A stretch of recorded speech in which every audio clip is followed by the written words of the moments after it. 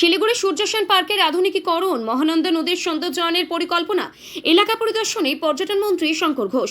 শিলিগুড়ির অন্যতম বিনোদন কেন্দ্র সূর্য সেন পার্কের আধুনিকীকরণ এবং মহানন্দা নদীর তীরের সৌন্দর্যায়নের পরিকল্পনাকে সামনে রেখে সোমবার এলাকা পরিদর্শন করলেন শিলিগুড়ির বিধায়ক তথা রাজ্যের পর্যটন ও পরিষদীয় মন্ত্রী শঙ্কর ঘোষ। এদিন তার সঙ্গে ছিলেন কলকাতার নিকো পার্কের আধিকারিকরাও। সূর্য সেন পার্ক ঘুরে দেখেন পার্কের পরিকাঠামো উন্নয়ন, নতুন আকর্ষণ সংযোজন এবং দর্শনার্থীদের জন্য আরও উন্নত বিনোদনের ব্যবস্থা নিয়ে আলোচনা হয়। মন্ত্রী জানান, পর্যটকদের আকর্ষণ বাড়াতে এবং স্থানীয় মানুষের বিনোদনের সুযোগ আরও উন্নত করতে একাধিক নতুন রাইড আনার পরিকল্পনা রয়েছে। এছাড়াও মহানন্দা নদীর রিভার ফ্রন্টকে বিশেষ করে এই প্রবীণ নাগরিকদের জন্য আরও আকর্ষণীয় ও আরামদায়ক করে গড়ে তোলার পরিকল্পনার কথাও জানান তিনি। এনজেডিপির নিয়ম মেনেই নদীর তীরের যতটা সম্ভব সৌন্দর্যায়ন করা হবে বলেই তিনি আশ্বাস দেন। প্রথমে তো আমাদের সূর্য সেন পার্ক তার কিছু আধুনিকীকরণ করা এবং এই আমাদের যে রিভার ফ্রন্ট, আমি যেটা ভেবেছিলাম বা আমরা সবাই হয়তো ভাবি, এই জায়গাটাকে প্রপার ম্যানেজড করা এবং আমাদের যা এনজিটির যা নিয়ম আছে সেই নিয়মের মধ্যে থেকেই যা যা সৌন্দর্যায়ন করা যায়। এর মধ্যে আমাদের গুজরাটের সাবরমতী নদীর ধারে যেভাবে তারা সৌন্দর্যায়ন করেছেন, সেটাকে মাথায় রেখে আমরা আজকে যারা নিকো পার্ক ম্যানেজ করেন তাদেরকে অনুরোধ করেছিলাম এখানে আসার জন্য। দুটো সেপারেট প্রজেক্ট হবে। একটা শুধুমাত্র আমাদের সূর্য সেন পার্কের যে এক্সিস্টিং স্ট্রাকচার, সেটাতে যে প্রাথমিক যা কথা শুনেছি তাতে বা আরও কিছু দুটো নতুন রাইড করা, অন্যান্য যা আছে এক্সিস্টিং ইনফ্রাস্ট্রাকচার তার সাথে আরও দুটো রাইড তৈরি হবে।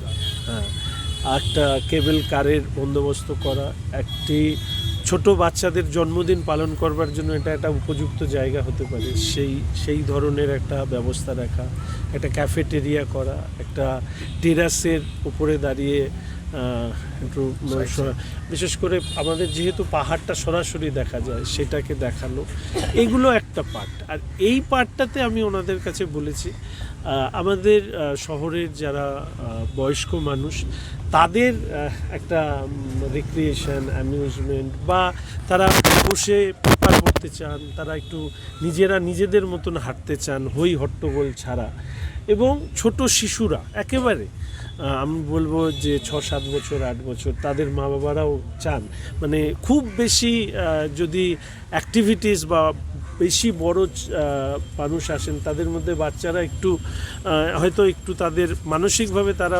স্বাচ্ছন্দ্য বোধ করে না, ফলে আমরা একটা ব্লক তৈরি করে দেবো ছোট বাচ্চারা যেখানে খেলবে এবং একটা নির্দিষ্ট বয়স সেখানে ঠিক করে নেওয়া হবে। তো এরকম ভাবনা চিন্তা আছে। আমি তো আগেও বলেছি যে আমাদের সরকার, আমাদের মুখ্যমন্ত্রীর নেতৃত্বে ডাবল ইঞ্জিন সরকারের কাজ কাকে বলে সেটা আমরা পশ্চিমবঙ্গের মানুষের কাছে, আর আমি নিজে শহরের বিধায়ক, আমার তো দায়িত্ব আছে, তো সেই চেষ্টা করছি। আজকে ওনাদেরকে ডেকেছিলাম এই কারণে। দাদা, এর আগে সূর্য সেন পার্ক নিয়ে একাধিক পরিকল্পনা ছিল, ক্যাফেটেরিয়া থেকে শুরু করে বিভিন্ন উন্নয়নের জন্য কিছুই করেননি, কি বলবে এই বিষয়ে? আমি আর ব্যক্তিগতভাবে এই নিয়ে আর কিছু বলতে চাই না। 15 বছরের অপশাসনের কারণেই ওনাদেরকে মানুষ সরিয়ে দিয়েছে। দুর্নীতি, আমার মনে হয় যে একটা কাজ করবার সদিচ্ছা ছিল না। যাদের যে রাজনৈতিক দল তারা সরকার পরিচালনা করেছেন তারা মূলত চেয়েছেন কিভাবে অর্থ লুট করা যায়, ফলে তাদের ঘরবাড়ি বেড়েছে, তাদের সম্পত্তি বেড়েছে, শহরের মানুষের স্বাচ্ছন্দ্য বৃদ্ধি পায়। তো আমরা চেষ্টা করব শহরের মানুষের স্বাচ্ছন্দ্য বৃদ্ধি পাক এবং এটাকে সামনে রেখে যদি ব্যবসায়িক বৃদ্ধি পায় সেটাকে দেখা। এবং এর সাথে সাথে আমি মাঝখানে একদিন দেখলাম এখানে কিছু ছেলে মেয়ে মনে হয় মারপিট করছিল, মেয়েরা, তো এই সমস্ত জিনিসও বরদাস্ত করা হবে। ফলে কিভাবে সামগ্রিক এই বিষয়টি করা যায় সেটা নিয়ে চেষ্টা করব। আবার বলছি, বয়স্ক এবং শিশুদের মাথায় রেখেই এবার কাজটা হবে এবং মানুষ খুশি হবে। আমরা দ্রুত কাজটা শুরু করতে চাই। মানে বাচ্চাদের আলাদা, বয়স্কদের আলাদা না, একটা স্পেশাল এনক্লোজার বা এনক্লেভ থাকবে বা একটা জায়গা থাকবে যেখানে বাচ্চারা আর বয়স্কদের জন্য, সেটা ওনাদের জন্যই ডেডিকেটেড করা থাকবে। একটু বুঝতে হবে, মানে দাদুর সাথে নাতি নাতনিরা, দিদিমার সাথে নাতি নাতনিরা তারা তাদের মতন করে যাতে সময় কাটাতে চান সেরকম একটা ভাবনা ওনাদেরকে বলেছি। এবং বয়স্করা নিজেরাও হাঁটতে চান।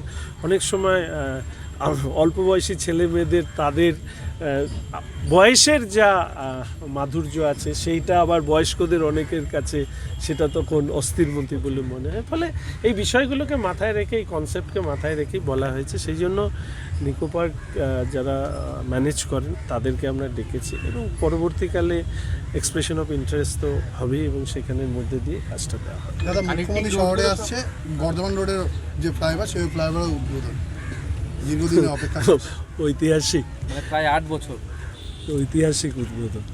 ঠিকই দীর্ঘদিন ধরে এটা হচ্ছিল না, মানুষ বিরক্ত বোধ করছিল। আমাকেও অনেকবার সবাই বলেছে। আমি মাননীয় মুখ্যমন্ত্রীর হাত দিয়ে উদ্বোধন হোক, সেটা মুখ্যমন্ত্রীও চেয়েছিলেন, আজকে হচ্ছে। এটা তো শুরু। আমি তো বলেছিলাম যে পার্কিং সিস্টেমে এসডিও সাহেবকে দেখছি, কমিশনার সাহেবও আছে। তো আমাদের পার্কিংয়ের যে স্টেডিয়ামের পাশে পার্কিং করানো, ভলভোকে সরিয়ে নিয়ে যাওয়া, মাটিগাড়ায় পরিবহন নগরীকে ডেভেলপ করা। আমি আবার বলছি, কারো কোনো সমস্যা ছাড়াই অনেক কিছু করা যায়। এখানে সিস্টেমটা ছিল টাকা তোলার সিস্টেম। তো স্বাভাবিকভাবে টাকা তোলার সিস্টেমে কাজ হয় না। আমি যে এখানে আসি, যে কয়েকদিন যতটুকু সময় থাকতে পারি, আমি চেষ্টা করি ওইটুকু সময়ের মধ্যে দিয়ে, সে স্বাস্থ্য হোক, রাস্তা হোক, সে ট্রাফিক হোক, সে নদীর দূষণ হোক, সে পার্কের উন্নতি হোক, কোনো জায়গায় তো আমি দেখলাম না যে কোনো ধরনের জটিলতা আছে। জটিলতাটা পার্টি ইন পাওয়ার তাদের নেতারাই তৈরি করে এবং সাথে তাদের অনুগত কিছু সরকারি আধিকারিকরা তৈরি করে। আজকে তো কেউ বলতে পারবে না যে কোথাও কেউ পয়সা তুলছে, পয়সা নিচ্ছে, কোনো সমস্যা নেই। একজন মানুষ তার পেটের ভাত জোগাড় করবার জন্য পয়সা দিচ্ছে, সে তো তখন স্বাভাবিকভাবে চাইবে যদি আমি পয়সা দিই তাহলে আমি অন্যায্য অধিকার কেন আমি তাকে পাবো না। শুধু একটা অনুরোধ করব, আইন মেনে করুন। আমরা ধীরে ধীরে স্ট্রিমলাইন করব। অন্যায়টাকে ন্যায় বলে চালানো যাবে না।